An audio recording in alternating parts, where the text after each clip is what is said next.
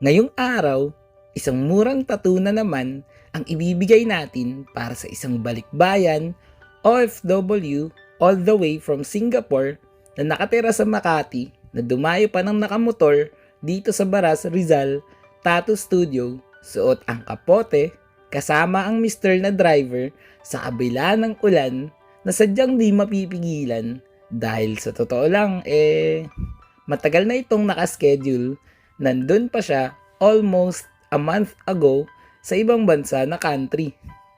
Anyway, client requested a religious theme, Jesus Christ, lion face, rose, cross, and dove sa kanyang upper left outer forearm. Nga pala, medyo nakarami pala akong trial and error ng pag-print nitong design na to dahil sa mayroon siyang sobrang daming details at kalimitan super light tone lang o hindi ganun katingkad. Mabuti na lang at after nung pang-limang print nakuha ko rin lahat ng details na kailangan ko. OMG, kinabahan ako doon. Hirap kasi mano-mano stencil pag ganito kaliit ang strands and details. At OMG din dahil isa na namang matapang na representante ng mga kababaihan na ladies ang kumasa sa malaking tattoo challenge na half sleeve na braso sakitan. Saludo po! I remember yung huling babae na tinatuan ko ng malaki ay isang teacher, lioness and gumamela naman ang design ng kanyang backpiece.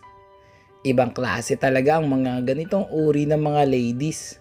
Yung tipong antitibay, isipin nyo naman, ilaw na ng tahanan, tapos pwede pang haligi sa tatag. Lakad matatag! Tinanong ko nga siya kung kamusta ang pakiramdam niya dito sa tattoo session namin. Ang sabi niya ay okay lang daw at may kasama pang thumbs up. Naalala ko tuloy yung dentista na nagbunot sa akin ng ngipin. Segue ko lang, kinakausap ba naman ako habang nakabukas yung bibig ko at binubunutan ng ngipin? Alam mo yun, pagtanong sa akin, anong problema? Kasi namumutla na ako pagtusok ng pampamanhid. Tanong ko, Dong, pwede na po ba huminga? Sabi niya kasi kanina inhale. 2 minutes na po lumipas, wala pa po kayo sinasabi exhale. Hintay ko po. Aray ko. Makapigil hininga talaga. Tatabay sabi niya na lang, ay oo sir, pwede ka nang huminga. Naitusok ko na kanina pa yung anesthesia. Grabe, tawanan na lang kami pagtapos. Mala Michael Phelps yung pagpigil hininga ko doon. Balik tayo dito sa tattoo project natin. Usually, mga babae talaga, minimalist lang ang pinapagawa niyan. Bukod sa bihira yung mga ganitong may pain tolerance, kakaunti lang din talaga yung naglalakas ng loob para sa big pieces. Speaking of lakas ng loob, kalimitan kasi nawawalan o nababawasan ang tapang pagdating sa anticipation o nervyos. Kakakapin nyo yan Akala ko rin dati, pagtusok, masakit talaga sobra. Hanggang sa nasubukan ko at napasabi na lang ako sa sarili ko na kaya naman pala or kaya naman pala. At gaya ng palaging sinasabi sa akin ng mga matatag na clients ko tolerable naman daw. Kaya naman tinanong ko si madam kung bakit kayang-kaya niya tiisin ang hapdi at kung ano ang may tuturing niyang pinakamasakit na naranasan niya. Ganon kasi tayo, minsan kinukumpara lang natin yung mga karanasan natin dun sa sakit. Kaya minsan sasabihin nila na hindi naman talaga masakit dahil meron silang pinagdaanan na mas masakit. So, ganun yun.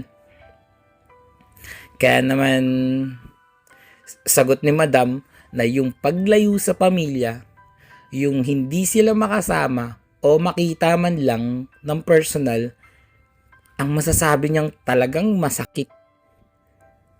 Bukod sa pinagpalit. Kasi masakit din talaga yun. Ouch. Aray ko. Dagdag pa niya, kahit na daw umabot na siya ng mahigit kumulang saktong 5 years abroad, nalulungkot pa rin daw siya tuwing mag-isa siya at naaalala niya lahat ng mga mahal niya sa buhay na naiwan niya dito sa Pinas na hindi niya kapiling nakasama. Dahil supportive na driver ang asawa niya at andito lang naman sa Gedli namin nakaupo na sumusuporta sa session, dinamay ko na siya sa kwentuhan at tinanong kung ayos lang ba sa kanya na babalik pa doon si Madam makalipas ang halos 1 buwan lamang na pagbabakasyon dito ni client sa bansang Pilipinas na Philippines. Si Madam na sumagot kahit na si bossing na mister ang tinatanong ko. Medyo mahihain kasi siya. So eto na nga, next year daw, susunod na daw siya para naman nang sa ganun, palagi na silang magkapiling. Muling mangulila pa sa haplos ng touch. Ano daw? Teka. Napahaba na naman tong kwento ko. Kung gusto niya ng ganitong murang tattoo, kontakin niyo na ako sa FB page More Than Vlogs. Text o tawagan ako sa cellphone number ko 0970-825-0395. Bago matapos tong video, alamin at panoorin muna natin ang tattoo client review. Let's go!